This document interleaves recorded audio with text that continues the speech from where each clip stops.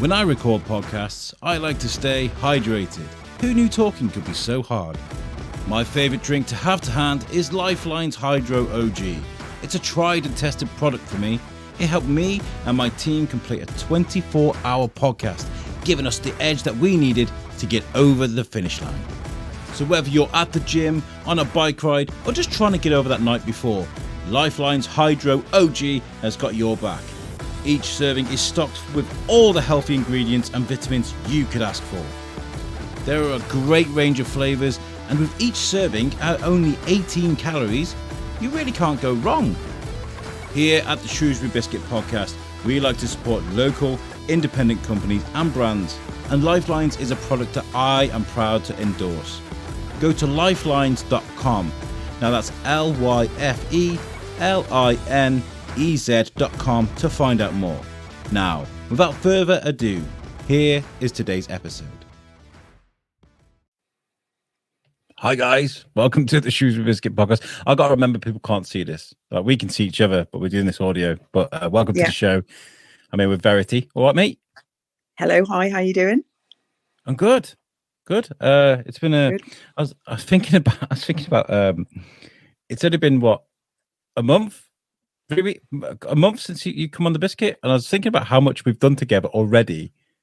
Loads, quite a lot. It's been insane, isn't it? It's been really cool. I like it. Yeah. So just to recap, we did Quartz Crush Cancer. Yeah. As an event, which was how do you feel about that? Do you enjoy it? I absolutely loved it. I love stuff like that. Everyone getting together. I didn't drink, but other people were drinking, having a dance, raising money, good raffle. I thought it was brilliant. Yeah. Real nice bit of live music. Right up my street, that was. I really enjoyed it. I didn't. So I had a few drinks, but I didn't want to get drunk because like I feel like when I'm in biscuit mode, I've got to behave. Do you know what I mean? Yeah, you can't be too much of a rascal.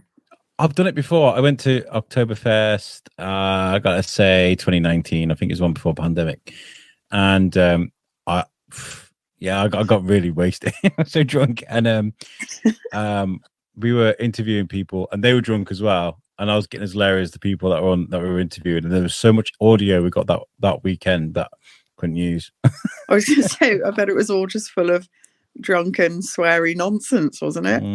Yeah, pretty much. It's one thing I learned from my days doing You Suck and stuff. I remember one of the first interviews we did when we launched You Suck was with Adam Pennell. You know, I thought this great guy who cooks with barbecue and dirty, greasy, amazing food, speaking to my American co-host where they do a barbecue for like real and stuff like in America. I thought it'd be really cool. I got absolutely obliterated, and I had to release 2 different versions of that podcast. One a family-friendly one. Well, in more case of like, there's one where I like you can tell where I hit a wall, and it was just really hilarious. Right, and I had to like cut all the bits to make it like sort of coherent. And then everyone was like, all the listeners were like, release the drunk one. So I had to release the drunk one. It was so funny. So from that moment on, I was kind of like, nah, when I'm on like pod duty, I guess you'd say. Yeah. But that night was fantastic. I've just finishing putting the vlog together now, and some of the music and the entertainment and then the auction, it all worked out really, really well, which is kind of nice, really. Oh, wicked. And then last night, me and Verity, which is a podcast you can hear in a couple of weeks, we spoke to Chasing Mallory, great band, Shrewsbury based. There's a picture there. I did not do a good job with photography last night, as you can tell. But great guys, great band. You enjoyed chatting to those guys? I loved it. They had such a nice vibe. They clearly have like all got such a strong bond with each other, and there was a lot of banter, but you could feel the affection they had for one another. I thought it was just real nice. And they're obviously quite driven in what they do as well.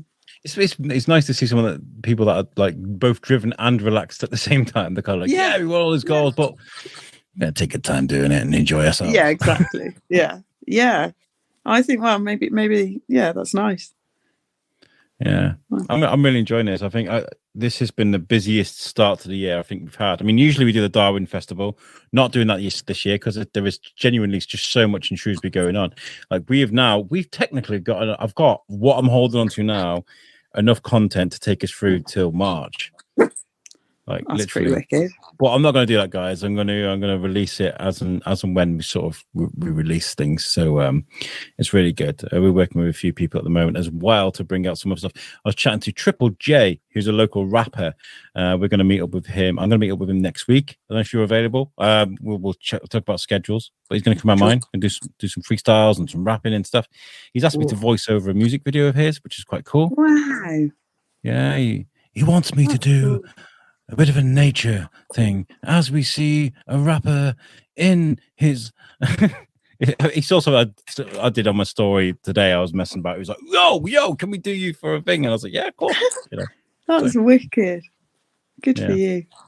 And then tomorrow night we're doing Becky Lisney's event, which we'll get interviews from.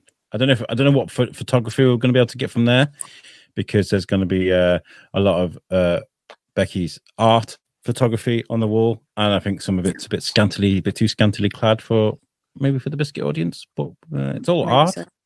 Yeah.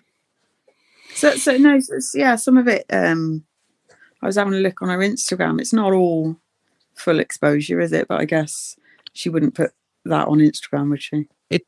I guess you can say it's like a photographic version of some of the oil paintings you get, like of beautiful ladies showing off what they've got, and in a beautiful way. It's not like your OnlyFans stuff that you'd see, like it's genuine art. So this is going to go out after the fact. But definitely follow Lilith, Women Body Empowerment Photography.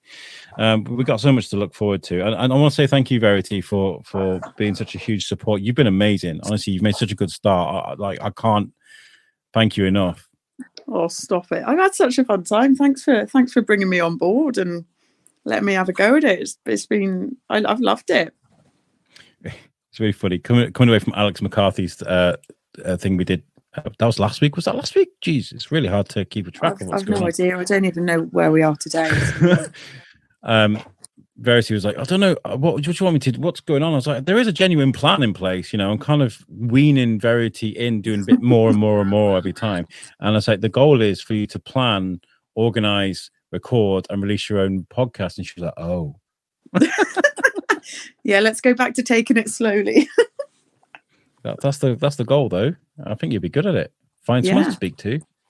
We've got StreamYard. Do it virtually. Literally anyone you can speak to in the world. Got equipment. You go and get an interview. Okay, done. Okay, I'll do it. Yeah, you'll be good. You'll be really, really good, honestly. Well, anyway, this episode that we were about to show you guys is a difficult one for a lot, I think, maybe to listen to. This is me speaking to Simon Bell. And it's about his book. Simon Bell, for those who don't know, was our first ever guest for the Shrewsbury Biscuit. He was on episode number 1 of our most listened to episodes, because he's a wonderful guy. He does great things, especially when it comes to Holocaust survivors and communities across Europe. His book, I read it from cover to cover, and it kind of affected me on a molecular level, because it takes like some of the ideals of like that were happening in World War II, some of the rhetorics and the behaviors and the languages that were used. And it takes a sneak at what's going, sort of peek at what's going on today. And there's a lot of similarities, and it kind of really scared me, actually. Yeah, there's a lot going on. I think that's the sort of book that, although it's not, I think I'd struggle reading it. Yeah. Well, I thought I would, because I asked him, I said, is it a thing that happens to like guys when they get to like, I don't know, late 30s, 40s, where they kind of suddenly get obsessed with World War II? Because that's what's happened with me. Mm-hmm. I watch documentaries and movies, I read stuff. Like, I don't know what it is. I feel like I'm compelled to learn more and more and more. And I've watched like so many documentaries and stuff that are harrowing. And I was thinking that this book was going to be just like that. And it kind of is in some places, some of the stuff that it describes, but it's not that bad. It's more about sort of like the allied countries and how their behavior towards the Jewish community, and if there's more they could have done, and if actually some countries were at fault with the way they behaved during the World War. So that's what that's about. The book is very, very good. You can buy it from most bookstores. We'll order it for you. You can get it on Amazon. It's called Remembering the Holocaust and the Effect on Societies Today, written by Simon Bell. Enjoy this episode. If you have any comments, if you want to add anything to it, please, on the comment link, please drop a comment in there, or you can message us on Facebook, Instagram, or you can email us at shrewsburybiscuitpodcast@gmail.com. So yeah, Verity, thank you so much for everything you've been doing lately. Honestly, you've been a star. Thank you. My pleasure. We'll let you guys enjoy this episode. Enjoy. Thanks.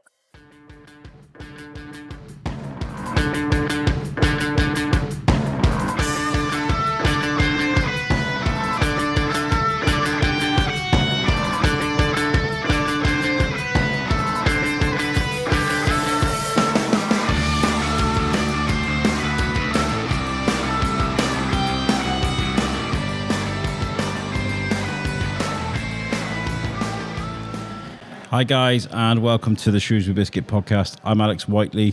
Again, no Verity today. So I've got nothing against Verity. Verity's my new co-host, by the way. But this interview was actually planned like before Christmas, I believe. Yeah. It was a long time in the making, this podcast, and today we're recording at the Flora Lounge. Now, I wanted to come to the Flora Lounge simply because I'm very curious about the leather sofas they got upstairs in front of the pictures, because I look at that scene. I think I saw Andy O'Brien, great Shrewsbury musician, great guy, performing here, and I saw these couches and I thought that would be a perfect setting. Like if you could create a set for the Shrewsbury Biscuit, that's what I would love. So I come up here, I was curious about it, so I wanted to record here. And it's a beautiful place. If you've not been to the Flora Lounge, pop in. It's very homely. And today we're speaking to Simon Bell. Now, fans of the Shrewsbury Biscuit will know that Simon Bell was the very first interview we did, episode 1. I encourage you to go back and listen to that episode. One, because I'm really shaky on the audio. It's crazy the journey I've made since I started recording episode 1. But also you get a great introduction to Simon. We put a lot of effort into finding out about Simon the man. Today we're talking about Simon's new book. But we'll brief over it. How are you, Simon? You good? I'm very well. Good. Thanks for having me back on. Yeah, it's nice to see you again. I feel like this is the best part of the journey of what we do at the Biscuit is we make good friends along the way, and you've been a constant friend throughout the whole thing and a great supporter of the show. So I really do appreciate you. Yeah, so you're welcome. Let's break it down in a gentle way. So when it comes, you are an author. You write about World War II, the Holocaust, genocide. When did you realise that this is what you wanted to do, and why? When did I realise that I wanted to do it? I don't know. I was pondering this last night. On Twitter, I follow a man who refers to himself as Lakota Man. He's a Lakota Native American, and we mutual follows and exchange messages. He posted an image of a book yesterday that I first read when I was 13 in 1974. Oh, It's wow. a book called Bury My Heart at Wounded Knee. And I would encourage anyone to read it. It stands the test of time. It looks at the genocide of Native Americans during the second half of the 19th century. It is an awful read, and for me, at that time, I was already interested in the subject matter. So you read this at 13? At 13. Yeah. It put a completely different take on North American history as it was portrayed on television and in the films, where the Native Americans were the savage bad guys and settlers were the good guys fighting this terrible danger. The reality was the settlers were the savages, and they nearly eradicated a whole people in North America. And when people think of America, and by the way, I've got lots of great friends in America, so this, and yeah, there's going to be lots of talk of nations and countries, of things they did yesteryear that I'm not really reflecting. I'm not being personal, I think is the best way to put this. But when you think of America, you think, Hollywood and New York and the wise guys, you don't think of genocide, but I think that's sort of changing now, isn't it? Yes, and going back to that book, and certainly the book that we're talking about today, it's about the selective nature of national memory. And all nations are guilty of this. We like to see ourselves in a good light. The British view empire as a wonderful era of us civilising people in other nations. You speak to people from other countries about the British, and they have a completely different view, don't they? Absolutely. And when we look at the war in Europe and the Holocaust in particular, those nations that were occupied by the Nazis have a very selective take on their own history. They see themselves as noble resistors, people who fought, people who were oppressed. And they were. There were resistors, and they fought, and they were oppressed, and it was a very difficult time. But there are citizens in all of those countries who actually participated in the crimes of the Holocaust, not because they were forced to, but because they wanted to. And that reality of history is something that should be owned. We need to own the reality of the bad parts of our history, as do all nations. That history needs to be told truthfully, not selectively. I watched, I don't know if you've seen it, it was John Leguizamo. We like him, he's Colombian, and my wife's from Colombia, but he did a special on Netflix, and it was like a stand-up comedy, but he was talking about the Christopher Columbus genocides of the Native Americans, how they turned up and purposefully, inflected all these viruses and rape and pillage and murder and on catastrophic scale. And he somehow made it into a comedy special where he was actually telling people about these things in a nice, calm way, if you like. And I think that was groundbreaking. I think that was really, really clever how he did that, because people were laughing at the jokes, but at the same time they were taking in the information that he was teaching them. It was quite interesting. That's a good way of getting the message across. Yeah. Yeah, it's weird how you can mix something as dark as that with humour. But so John Leguizamo, if you don't know him, he played Sid the Sloth in Ice Age. He's been in loads and loads and loads of movies. He's a great guy. Now, this book, Remembering the Holocaust and the Impact on Societies Today, I am so glad you wrote this book. I am so glad you wrote this book, because me and you have been having a continuing conversation about how there's certain things happening today that sort of mirror things and how they were back then. And it's quite scary, actually.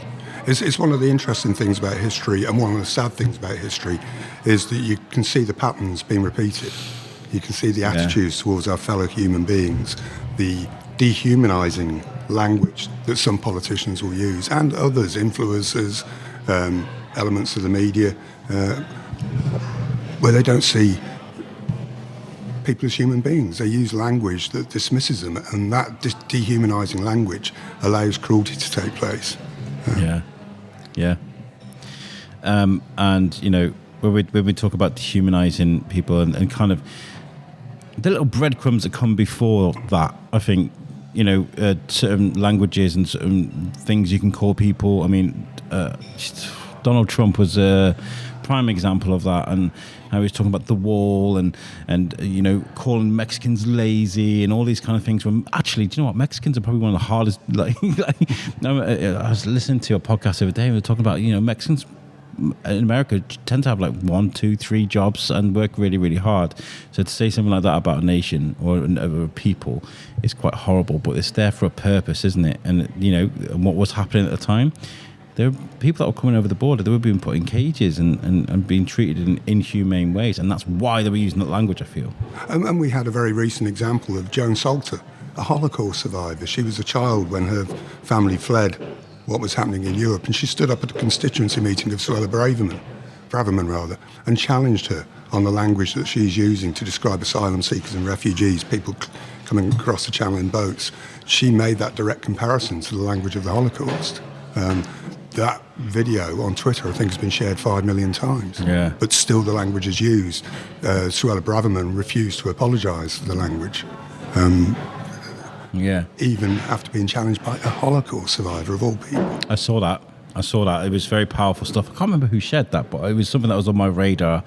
Because I'm a bit scared. I'm a bit scared about certain things that are happening at the moment. I feel like there's only so much you can do, and there's only so much you can say in the comments on Facebook before. I feel like I'm just speaking to a brick wall most of the time, and I don't want to be known as the guy, that's constantly like in the comments and making. I think somebody on a radio show in America a few weeks ago called me a leftist bigot. I was like, what does that mean? Like, I guess that means I stand up for the right things. I'm quite happy with that, but And yeah, this is something that keeps getting repeated time after time after time, and not just in Europe, in places like Africa and Asia and in places around the world. Brazil. Recently, saw a report only a few days ago of the Yanomami people in the Amazon who are being wiped out after the policies of Bolsonaro, allowing miners and others into their territory, a territory the size of Portugal. And there are people, Yanomami people in hospitals who look like Holocaust camp survivors, totally emaciated. They can't hunt, they can't fish, the rivers are polluted, the wildlife has left the area, there are diseases there that their bodies aren't equipped to deal with. In China as well. There's concentration camps in China at the moment. So, with the Uyghur. Yeah, it's something that's happening again and again and again. And I've got to ask you the question, are humans inherently evil? Evil is a religious concept. There's no scientific definition of evil. You won't find a scientist or anthropologist or anyone else who can define evil. So are humans inherently evil? Scientifically, no. Religiously, maybe if you follow religious concepts, people have the potential to do evil things. All people have the potential to do evil things. I read a book recently, and this is another one I'd recommend. It's The Science of Hate by Matthew Williams. Now, Matthew Williams is a gay man who started off his university career studying journalism. That was where he saw himself going. One day he stood outside a gay bar in London and some strangers randomly picked him and attacked him. So he swapped from journalism to psychology. He wanted to understand why those people who didn't know him, knew very little about him, apart from the fact he was stood outside a gay bar, and they choose to give him an almighty beating. He looked at various things, and some of this science has been disputed, but one is that if, in his case, his assailants were black, now he could have easily made the leap that all black people would be violent towards him. What he decided rightly was that it was those two people who happened to be black who'd attacked him, and he couldn't tarnish a whole group of people based on their skin colour and based on the actions of a small group of people. He looked at our biological responses. Now, we've got the ancient reptilian brain and mammalian brain. The reptilian brain is best represented by the amygdala. Now, that's our gut response. If you hear a loud noise, you'll jump. If you know that the loud noise is going to happen, you're less likely to jump. If you know that loud noises are fireworks, first time you encounter them, you'll jump. Next time you encounter fireworks, you'll be excited. That's because another part of the brain, the prefrontal cortex, is your moderator. So what we learn first to fear, if we realise, actually it's not that dangerous, we can respond more sanely. If your prefrontal cortex isn't working properly, you can always see or perceive certain things as being dangerous. So if you, through propaganda, through life experiences, through your associates, led to believe that a certain group of people are dangerous, and your prefrontal cortex, through experience, acquaintanceships, familiarity with that group of people, shows that actually, no, they're not dangerous, your prefrontal cortex will moderate that response and you won't perceive them as dangerous. So that's part of the science of hate. Within that, does that give us a potential for evil? If you haven't got that prefrontal cortex moderating through familiarity, through education, through learning, through contact and context, then potentially people can do harmful things. When we look at every genocide, the evil acts, if you want to call them evil, that occurred were through a continuing message that those being harmed weren't human beings. Rats, cancers, invasions, swarms, diseases, language that took away their humanity. It makes it easy to harm people in an evil way, if you want to use that word. Yeah, it's again, it's a behaviour that's repeated, and it does make me it makes me really sad, to be honest. It really does, because I don't like to think that there's only a few people in the world that are compassionate about just fellow human beings. You know, we released a podcast a couple of weeks ago where I spoke to Amanda Jones, and Shropshire Supports Refugees. They made a peaceful stance in town. I think that was a direct response to a situation that happened in a hotel in town. I'm not going to mention it, and that's regarding refugees from Syria and Ukraine. It's something that I struggle with an awful lot. So when you write this book and you talk about how this is something that's happened again and again and again, and you illustrate that, and this is a response to a law that was changed in Poland, right? Yeah. Do you want to tell us about that So, law? 2018, the Polish government introduced some legislation, the Holocaust law, it's been referred to, which effectively criminalised anyone in Poland for saying, writing or implying that Polish citizens were involved in the crimes of the Holocaust. That was the initial basis of the research for this book, and I didn't start the research off with a thesis of I'm going to prove that there was criminality in Poland. I was going to look at, is there evidence of criminality? Is there evidence that the Polish law is actually justified and that Poles weren't involved in any of the crimes of the Holocaust?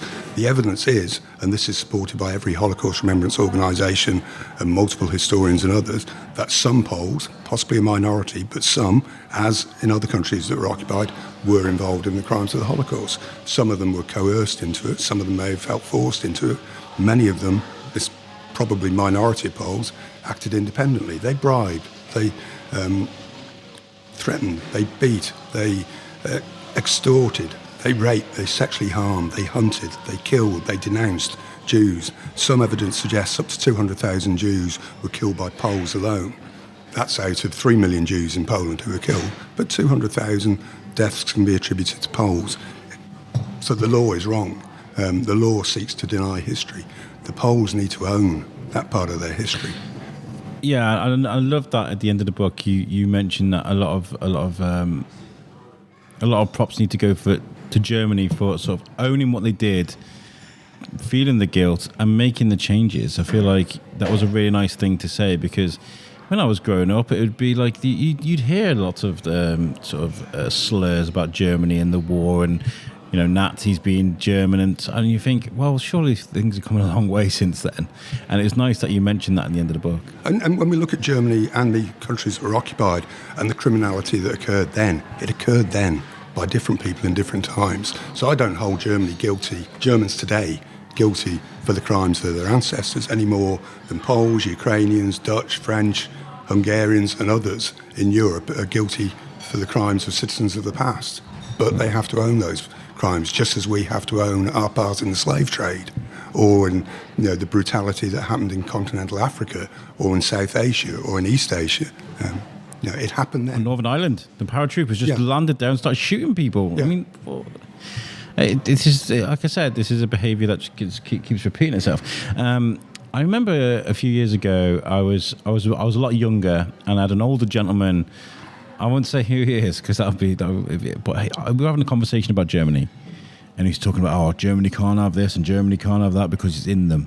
And I was like, what's in them? He's like, it's just in them. It's always going to be in them. And I was like, and I remember back then thinking, surely not. Surely it's in everybody. If it's in them, it's in the next country and the next country and the next country. I don't agree with that at all whatsoever. No, absolutely. And if you look back at Germany in the 1920s and before, Germany was probably the most cultured and educated nation in Europe. If it could happen there, it can happen anywhere. Yeah. If you look at the anti-Semitism in Germany, at the time, Jews made up less than 1% of the population of Germany, yet they became an easy target for hate, for blame, for castigating, for associating with, you know, the Treaty of Versailles, the loss in the First World War, the Great Depression, the financial crisis and everything else became the responsibility of the Jews. Less than 1% of the population of the country. But they became an easy target in this very cultured, educated nation. Yeah, it's sad. It really is sad. Now, there's a difference between sort of revisionism, which is what Poland is pretty much doing. They're saying, like, oh no, it wasn't our responsibility, it was all to do with, and that's not true, obviously, because there's lots of evidence to back that up, and Holocaust denial. They're two completely different things, and I love that you take a lot of time explaining what one is and what the other is. Yeah. Because I am finding it very absurd, and I'm perplexed at the amount of people that are coming out with Holocaust denial, and I think you explained that it's a lot of right-wing ignorance, right? And sometimes on the left wing as well. And I was meant to ask you, what's the difference between the far right and the far left? I mean, which one's more dangerous? If you look at terrorism arrests recently in this country, of the two, the far right's more dangerous, but both potentially can cause harm. Yeah. Both far left and far right seem to have hostility towards Israel, and I'm not saying that Israel hasn't done some dreadful things, particularly with the cause of Palestinians, but they both have that hostility towards Israel. Holocaust deniers tend, by and large, to be anti-Semitic. They tend also to have hostility towards other minority groups. The difference between revisionism, as you mentioned, and Holocaust denial. Revisionism is an attempt to rewrite history in a convenient way. Holocaust denial is a denial that the events of the Holocaust occurred, or quite often an attempt to minimise it or take away intent or pure blame. The likes of David Irving, who is now discredited as a historian, sought to sink the good ship Auschwitz. If he could prove that Auschwitz was fake, that the gas chambers didn't exist, he felt that the whole case in favour of the Holocaust occurring would be gone. He failed miserably. He was labelled an anti-Semite by Deborah Lipstadt, a historian in the United States. He took her to court and lost the case and was absolutely eviscerated by the judge in awarding damages, that he is an anti-Semite, that he has a very selected take on history. And that was a very interesting thing. And when I was reading that, I was thinking, how can you deny something like this existed? It is one of the most documented wars in history. And even today, there's not things going on in Afghanistan and around the world. There seems to be more footage of World War II, which is absolutely bizarre. And how is it possible? I mean, I watched, and I spoke. I think I emailed you at like 2:00 in the morning when I'd watched it. The Nazi death camps documentary on Netflix, which broke my heart, absolutely broke my heart. I was in tears watching it, but I felt compelled to finish watching it because there's footage, raw footage of the pits and what was happening, and it was horrific to see. Why do I feel like I need to finish watching these things, though? I did speak to you about this. Why do I feel like I have to finish watching this thing, even though it's horrific? It's I think, a human need to understand history. Even the brutality of it. Even when I'm talking about now, I'm getting welled up thinking about it. Yeah. Okay. That's interesting. I've lost my train of thought now. And if just thinking on deniers, they're conspiracy theorists. And all conspiracy theorists, or most conspiracy theorists, very much function in a confirmation bias echo chamber. They only seek like-minded people. They won't seek information that is referenced and sourced and will give a different take on their worldview. If they believe the Holocaust is a hoax, they'll seek out online Holocaust hoax and find sources that back them up. They won't pick up academic books or survivor accounts or any of the multiple sources of information about the truth of the Holocaust. A lot of whataboutism as well. Yeah. What about this and what about that and what about little random facts designed, I think, to confuse people. So they can be like, you don't know, and it's just. What about the Soviets? What about China? What about other countries? What about the British concentration camps in South Africa? It's not about those. The Holocaust is an event in history. I have no idea what that is. It sounded like a train going by, didn't it? Something landing on the roof. I did thoroughly enjoy this book because you spent a lot of time talking about how. This is going to sound like a really bad thing to say, how the countries we feel like are the heroes and as innocent as we think we are, they're not. No. Especially when it comes to Britain and the US. Well, I chose to research Britain and the US to balance it out, rather than just looking at some occupied countries, not all the countries that are occupied, looking at our attitudes towards what was happening in Europe, the plight of the Jews and the plight of Jewish refugees. And what didn't surprise me so much, but saddened me, was how similar the language of hostility towards Jewish refugees was, particularly in the United States, but also here. How similar it was to the language that we hear now towards refugees. In America, Europe's Jews are Europe's problem. There was a campaign by two representatives in the Senate to increase the quota of refugees and migrants allowed in the United States. The hostility towards that was shocking. And you can see that today. See that today. There was an awareness in government here that if they increased the number of Jewish refugees coming here, there was a rising tide of anti-Semitism in this country and that it would be met with hostility. We only took 10,000 Jewish children under the age of 17. They had to be unaccompanied.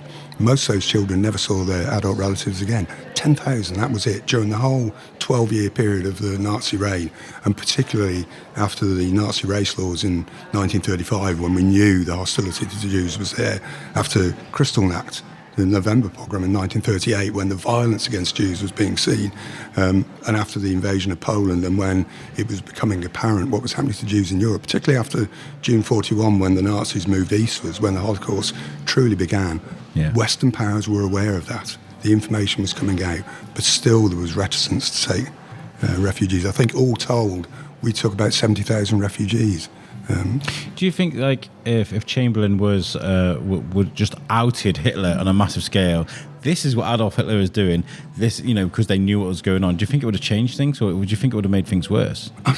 Would it have changed things? I don't know. Because I think that would have been the best way to tackle it, rather than going out and be like, let's close the camps, because it was very difficult to get into Germany, Poland, that 41, certainly. But if propaganda would have been the best way to be like, this is what they're doing, they're monsters, Well, would it have changed his actions, though? No. Probably it might have made alerted people in occupied countries, actually, that it might have made hate a bit more fluent, I guess, is what I'm trying to say. You may feel like propaganda is a positive thing, but it might actually anger people a bit more, I don't know. It's one of those things. There's a lot of right-wing aimed groups. I don't want to mention any because I don't want any turn up on my doorstep. But we've seen the demonstrations, we've seen the fights in town, and the behaviours towards certain groups from another right-wing group. And I want to bring up Sir Oswald Mosley. I don't really want to call him Sir, to be honest. He mentioned in his book he was very much a right-wing party builder, and he was very anti-Semitic, and he wanted people to follow him. He created his own political party. And I wanted to ask you, if that happened today, say the events of World War II are happening now with Facebook, with Instagram, with TikTok, with all the people on the way they are today. Say there was somebody like Sir Oswald Mosley, and there are definitely modern equivalents of him. If that was to happen today, what do you think would happen with society? How do you think we'd react? We've got different information sources, ways of acquiring that information. We don't have the big rallies that they had in 1920s, 30s, 40s, up until the internet age. Yeah. The rallies are online now, and they're echo chamber rallies. People are seeking out the rally rather than chancing upon it. Mosley was a chancer. He was an opportunist. He went from Conservative to Labour to Independent to ultimately forming the British Union of Fascists. He was very much influenced by Mussolini, but also liked elements of Hitler's rhetoric and attitude. He was an anti-Semitic. He opposed British interventions in the Second World War. He didn't actively resist. He encouraged his membership to take on jobs where they couldn't be locked up for not following orders. They'd merely be dismissed or reprimanded. So they became air raid wardens and civil defence officers, firemen, other jobs where they could resist without facing the disciplinary consequences of being in the military. His following was fairly limited. It was only a few thousand, and they met great resistance wherever they convened. They were battered in Glasgow. There's the famous Battle of Cable Street, where they tried to march into the Jewish area of London, where trade unionists and others knocked boot holes out of them. They got a dreadful shellacking. And as the war started, they were locked up. Well, certainly some of them were locked up, and their influence went. Because they were limited to those who would attend in person, their reach was limited. Today, as we've seen with certain influencers and some of the far right in this country and elsewhere, the internet gives them access to a much wider audience. We have an influencer currently locked up in Romania, who I've never listened to any of his material, not to avoid it. I just happen not to have. It's weird that his name rhymes with the word hate, right? Yeah. But his who I'm talking about, misogyny reaches a lot of young, easily influenced boys. Teachers are speaking out now about the attitudes they're encountering with school kids over the last year or so, based on his influence. If his ability to reach a wide audience adopted a different tone and targeted particular racial or religious or minority groups, the harm could be immense. So, and we've seen that over the last few years with Donald Trump, and sort of I feel like Donald Trump and his behaviour and the people that sort of supported him, they opened Pandora's box in a way. They can't be put back in now, because he created almost a language that seemed acceptable on social media. You can just be as cruel as you like now in the comments, and it's fine. And I think that was Trump, and that was a turning point, I think, for people, and how they sort of respond to each other. Another thing as well from the book. Sorry I get excited when I didn't realise Jersey and Guernsey was occupied. I didn't realise there was actually British soil that was occupied by the Germans. But they're technically Crown dependency, but they're, to all intents and purposes, British. Yes. Yeah, and when you talk about the behaviours of the neighbours and how they betrayed their Jewish neighbours and handed them over, and it seems like, oh my God, it feels like you can make a really horrific, dark soap opera out of that. Do you know what I mean? It seems like you could just imagine the curtain twitches and the gossip and how horrible it must have been to be in this small land with Nazis everywhere. They're changing the laws. You can't trust your neighbours, and in fact they were handing over Nazis left, right and centre to be sent away. Government officials in Jersey actually used Nazi race laws to identify Jews, based on parentage, grandparentage, marriage. It was Nazi race laws that were used. The islands were in a difficult position, and I do try to acknowledge this in the book. They were islands. The ability to resist in a small island. You ain't going nowhere. You've got nowhere to run. You can't blow a building up and then travel 200 miles away to escape capture. You contain within the island, and the Nazis were brutal, and they would use brutal means to catch people. So the ability to resist was limited. There was resistance. There was also some collaboration. Channel Islands are interesting in another way, and I've mentioned this in the book, that of all the territories that were occupied by the Nazis, they're the only ones where no one was prosecuted after the war for collaboration. Yes. Churchill anticipated French-style brutality against collaborators, and it didn't happen. No one was prosecuted. That's interesting. Were there any pogroms in the Channel Islands? No. Which, by the way, I had to Google that word when I found it in the book, and I put it in YouTube. Bad thing to do. A pogrom is when it's where the officials turn a blind eye and, in fact, take part in some cases in the slaying of a particular type of people publicly, right? It can be as extreme as murder. It can just be damaging a community. The pogroms of November 9th and 10th, 1938, sometimes called Kristallnacht, that was destruction of Jewish businesses, properties and synagogues, and a lot of violence. Is that the Night of Tears? Is that what it's called? No, it's called Kristallnacht. I thought there was a nickname for that night. I know the night you're on about.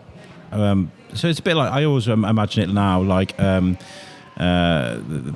tiki torches and the horses, that you see in movies in America when they turn up, or a lynching. It's like a group lynching, and that sounds like one of the most horrific things to be like rounded up into a town square and just being beaten.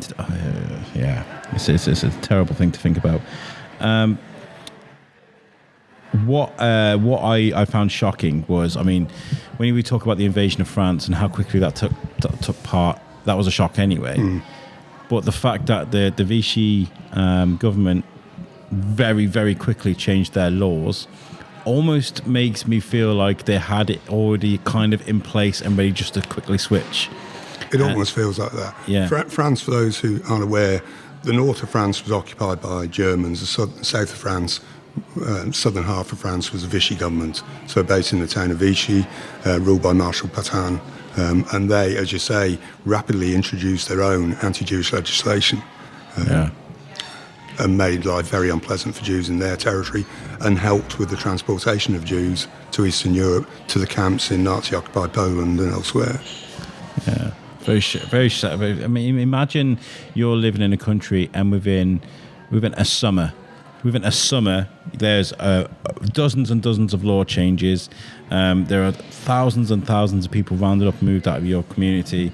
There are pogroms. There's lots going on, and imagine how shocking that would be. Well, I mentioned it in the book. The Netherlands, peaceful, law-abiding, civil society. Whenever I think of Holland, I think, hi, hello. Yeah. It's estimated there were probably 140,000 Jews in the Netherlands at the start of the war.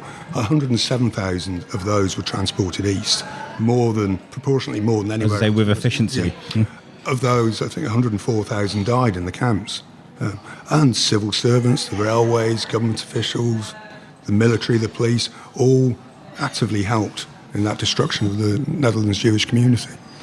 And I mentioned that, we're talking about revisionism, and we talk about how the Netherlands are perceived as heroes or as the oppressed, or someone that kind of weathered the storm.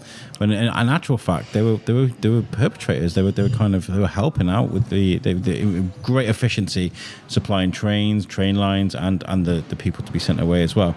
It kind of reminds me, we talk about today, America, and how they're sort of starting to change their laws, especially when it comes to how women and what they can do with their bodies. We're talking about the abortion laws and things that are now in Florida being changed in education, and what should be taught and what shouldn't be. And there's a very religious aspect going into education right now. It's kind of an echo there, isn't it? There's some similarities there. The banning of certain books. Yeah.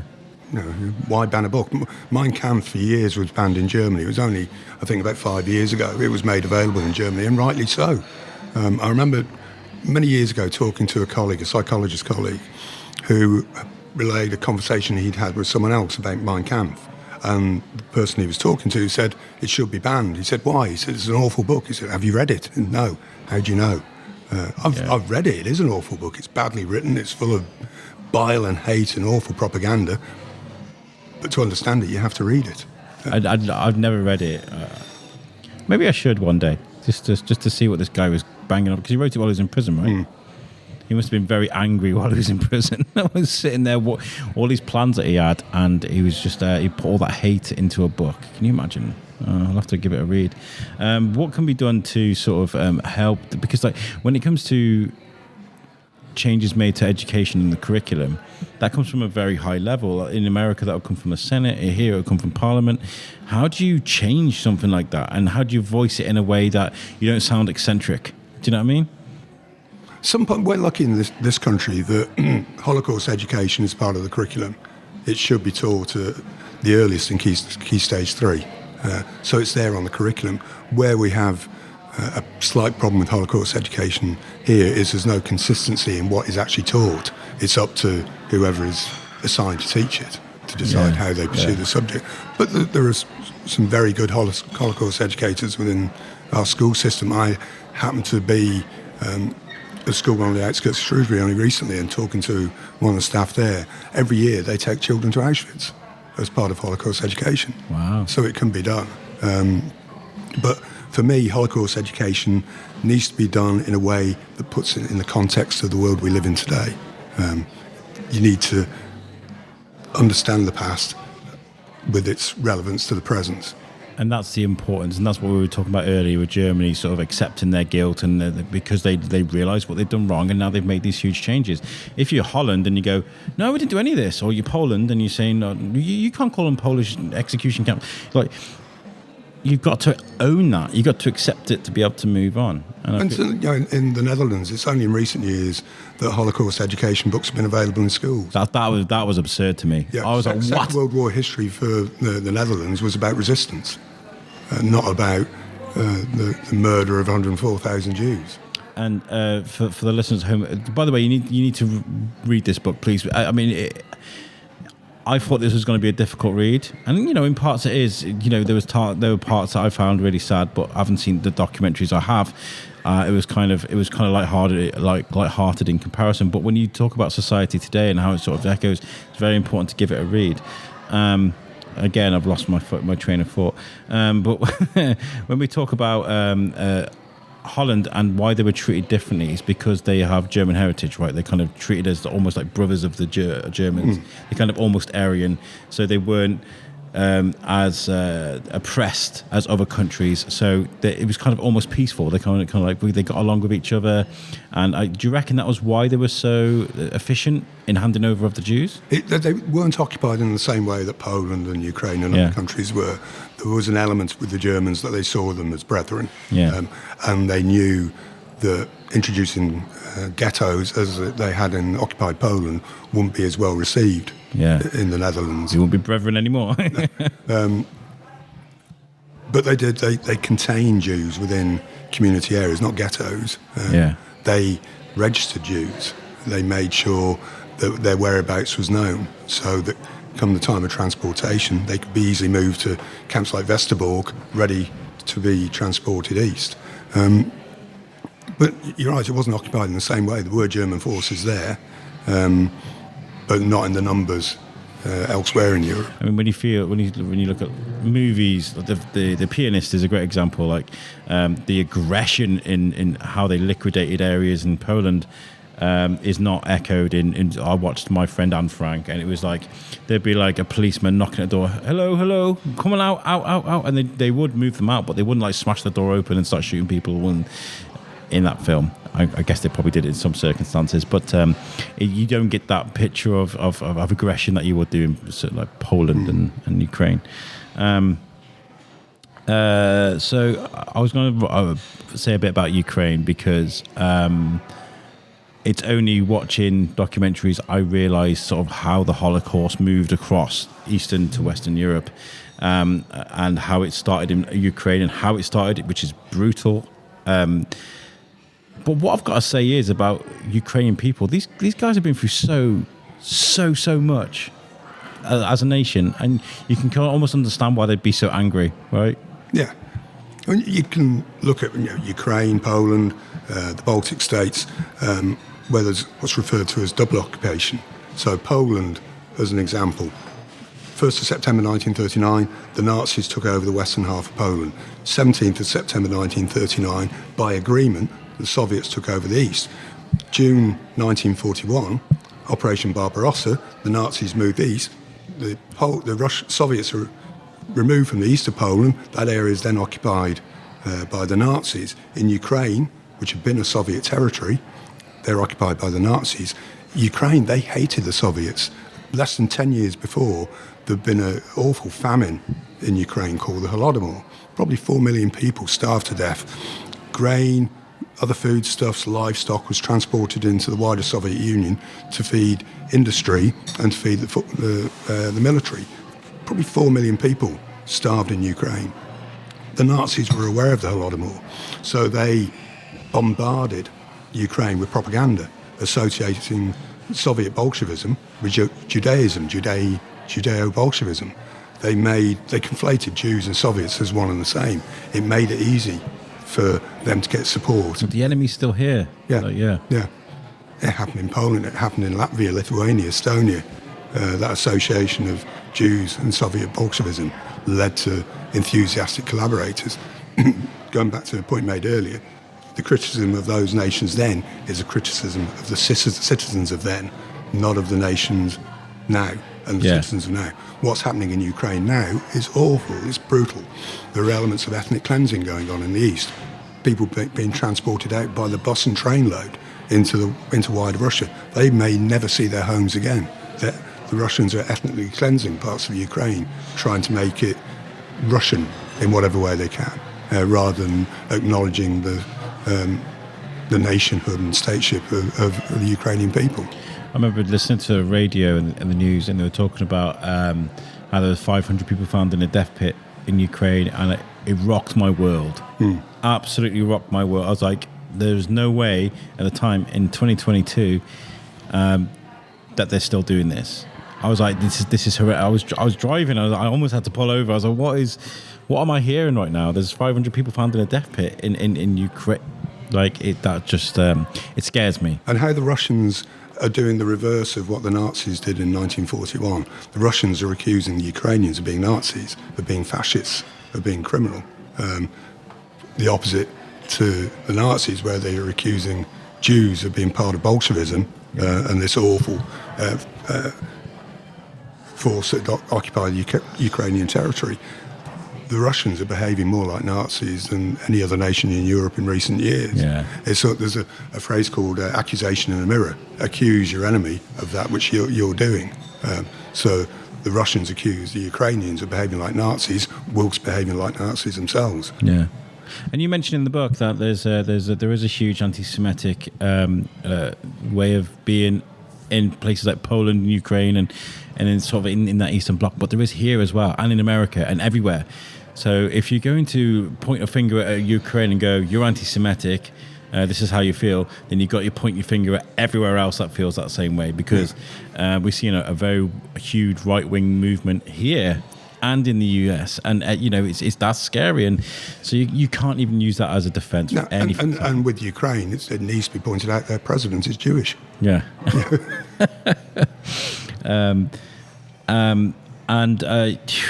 There's so much we can talk about. I mentioned here the word pogrom is alien to me, or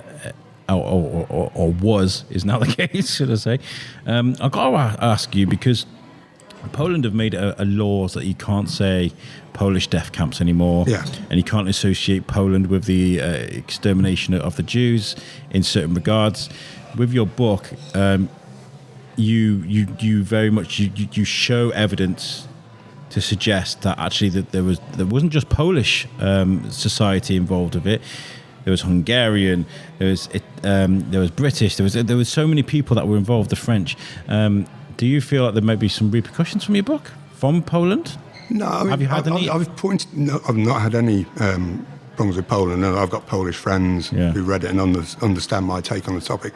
The phrase Polish death camps is absolutely wrong. Yeah, and I would agree with that. Yeah. They were Nazi German death camps in Nazi German occupied Poland. Yes. The nationhood of Poland ceased to exist during that period, 1939 to 45. Yeah. Part of it was annexed as German territory. Part of it was under the general government. Part of it was under Soviet rule. When the Nazis moved east, that became part of the general government. The government of Poland ceased to exist. The civic offices ceased to exist independently. The police ceased to exist independently. So Poland as a society wasn't the pre-war Polish society. It wasn't the post-war Polish society. So the Polish government are right to say there were no Polish death camps. There were death camps on it's a lazy slur. Yeah, death camps on occupied Polish territory, run by Nazis for Nazis. Yeah. Where they are wrong to say is that no Poles were involved in any of the crimes of the Holocaust. Some were, probably a minority, but some were. The majority of Poles were possibly indifferent to the fate of the Jews. Yeah. Not necessarily hostile, but indifferent. I have a number of Holocaust survivor friends. One of them has told me many times about being in the ghetto in Lublin, where occasionally she would have to get out of the ghetto to try and barter, to try and trade, to get some food so that she, her mother, her father and brother could survive. She always felt that in Lublin she was in more danger from Poles than she was from Nazis. The greatest danger to her when she was out of the ghetto wasn't Nazis in uniform, it was Polish citizens out of uniform. Yeah. And again, when it comes to dehumanising and the laws that were put in place by the Nazis, you could do anything you wanted to a Jew back then. Yeah. And that's horrific to think of. And, the reason why I bring up, that is because there are certain things happening in the UK at the moment when it comes to wars that are happening around the world and people that are fleeing them because they need to be safe and come to our country. Some can't come legally, so some are having to find illegal routes into the UK to try and survive. And this movement with Poland sort of making it a law so you can't say this thing, and then there's certain languages being used here. It feels like people sort of trying to turn a blind eye to the empathy that can be offered to people that need to be saved. And you can counterbalance it with Poland. Look at the number of Ukrainians who are currently being cared for wonderfully in Poland. Poland opened its borders without question. I was going to counterbalance that. Poland have been amazing. They've been by far the best support for Ukraine. The vast majority of Ukrainian refugees are being cared for in Poland. Yeah. Some are being cared for elsewhere around the world. Some have quite rightly been received here and offered sanctuary and host families and everything else. They're absolutely the way it should be. They were provided with a legal route. Some Syrians, some Iraqis, some Afghans have been provided with legal routes. Many haven't. The vast majority of people who are trying to come to this country, also in recent research, over the last few years have been from Eritrea, from Iran, from Iraq, from Afghanistan, from war zones. They're not provided legal routes. The only way they can get in is via boat and then to claim asylum. Those who come here are a minority of refugees moving around the world. We don't take the majority of the world's refugees. If you listen to some of the right-wing press, some right-wing politicians, you will believe that we're being swamped by the majority of the world's refugees. Some come here. They'll come here because they've got cultural connections linked to the old British Empire. They'll come here because they speak English as a first or second language. They'll come here because they've got family connections. There are multiple reasons why people will choose this country as opposed to France or Germany or Italy, the other countries in continental Europe that take far more than we do. If they come here proportionate to a population of 67 million, it's a tiny number. They could be accommodated. Trying not to be political, we're currently down on our workforce in hospitality and in agriculture and elsewhere.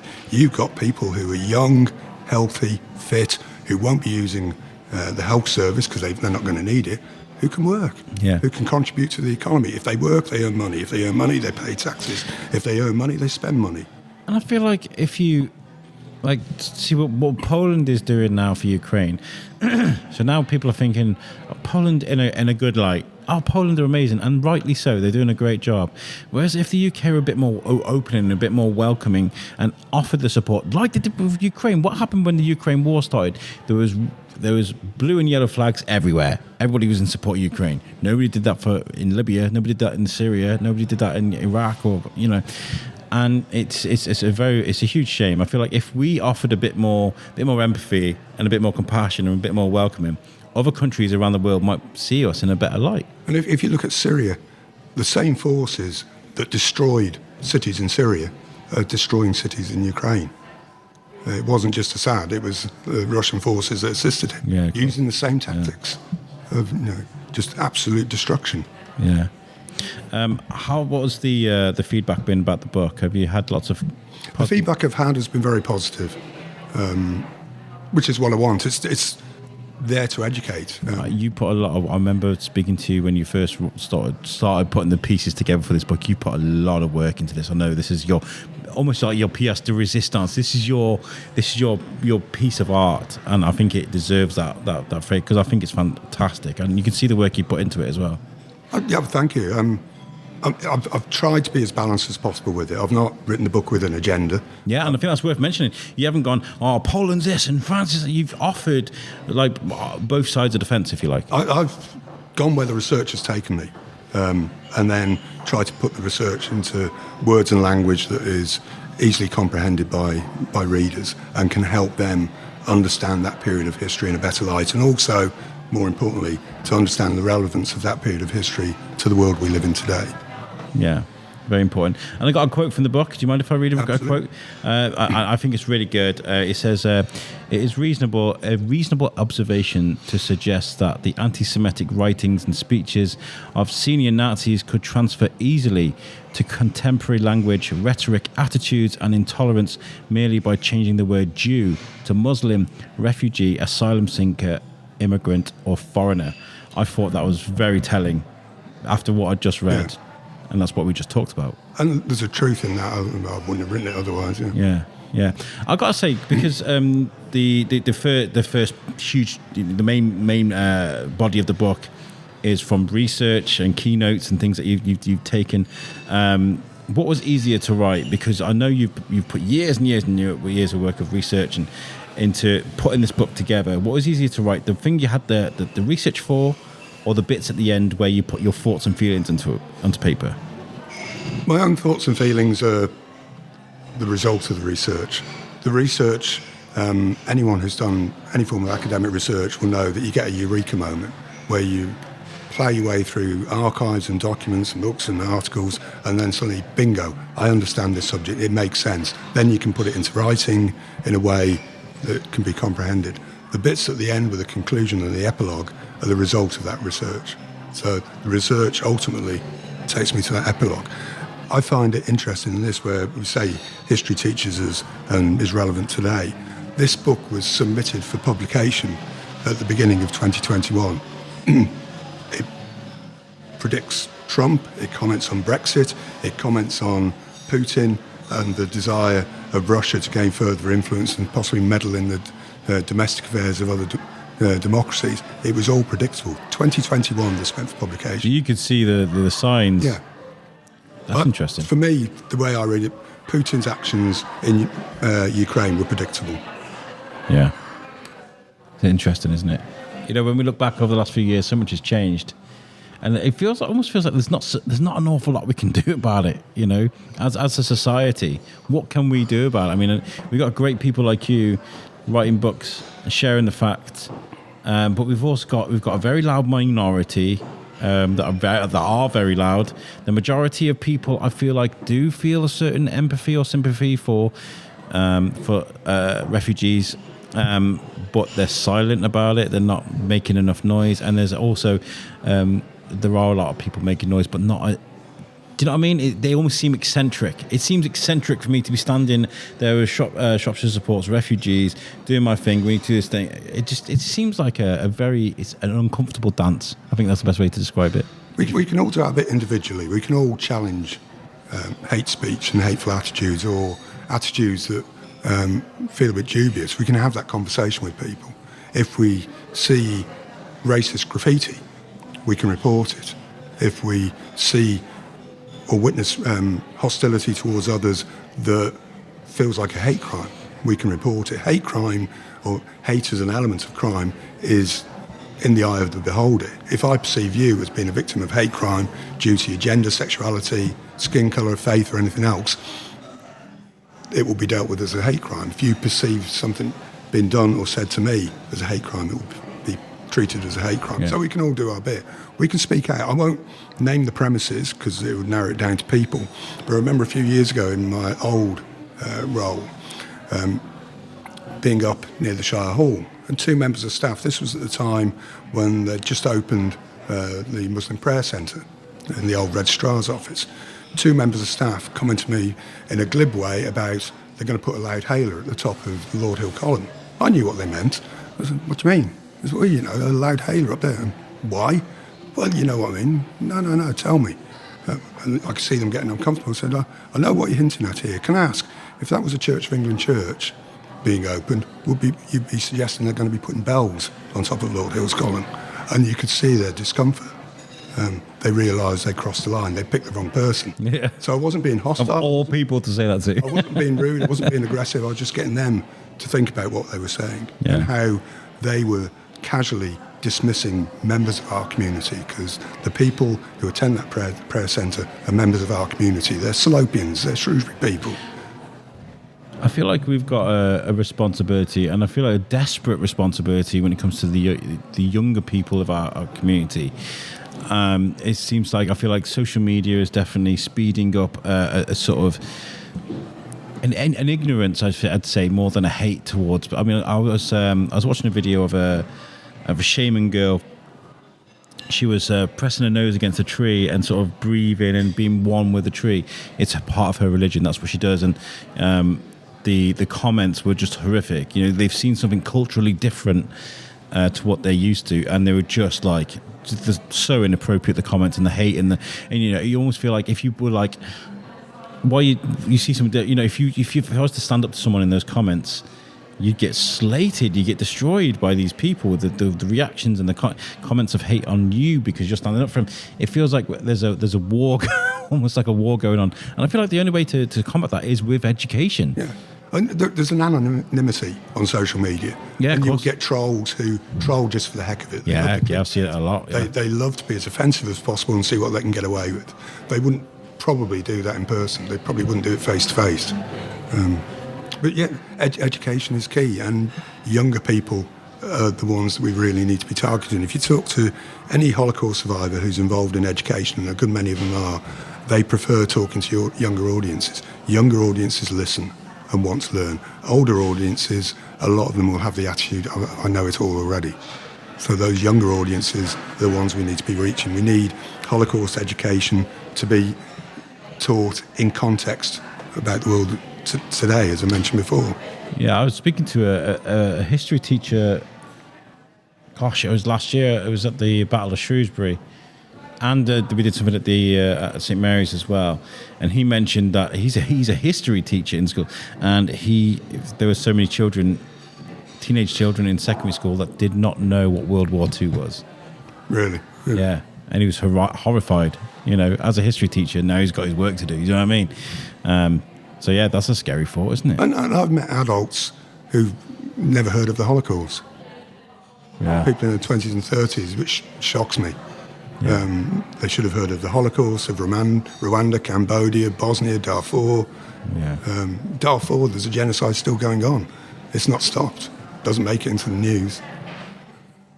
And I feel like you know, with the whole revisionism, the ignorance, it's kind of like, well, let's just not get involved, because then we'll have to get involved. Do you know what I mean? Let's just not talk about it. Let's sweep it under the rug. And a lot of that's happened over the decades, I imagine. You know, how was it writing this book? Did you enjoy it? Was it hard? Was it difficult? It was hard work, but I thoroughly enjoyed it. I'm in my element doing the research and writing and trying to put something together in a way that will help other people access history and a part of history that is important to me. So I thoroughly enjoyed it. Was it painful at times?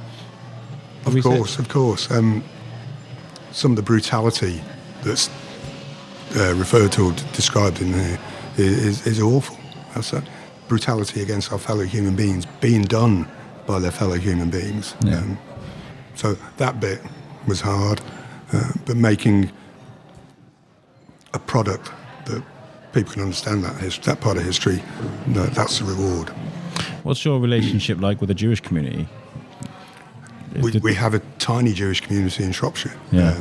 I know some of them. I know Jews elsewhere who either survived the Holocaust or are descendants of Holocaust survivors, and my relationship with them is wonderful. I was going to say, it must be nice for them to realise they've got a champion in you. Do you know what I mean? That's why I ask. You know, if this was to be sold on the streets of Israel, would it go down well? Do you know what I mean? Like, that's why I ask, because I feel like you're one of the very few standing up for the minorities that have been oppressed over the years, and it's nice to see that. You know. So thank you. That's why I ask. I wrote a quote. I've never done a quote for a book before. You know, when you write a thing. But I've written a quote. I don't know if you agree with me, listeners, if you've read the book. But I'll see what Simon thinks. I feel bad. I feel weird writing this. But a compelling argument against revisionism and a rightful damning of Holocaust denial. Scores of undeniable evidence bound together beautifully, followed by a very telling conclusion and a stark warning of an epilogue. This book is a must-read. Thank you. I'll send that to you. Yeah, I'll take that. Yeah, you like that? I love chatting to you, Simon. Likewise. It's nice to have you as a friend for the Biscuit, because we always, whenever we see each other in town, we always stop and have a really good chat. And you're a person I look up to. You do good things, and it's nice to see that. So, you know, thank you for being you. And thank you for all you're doing with the Biscuits and promoting our town.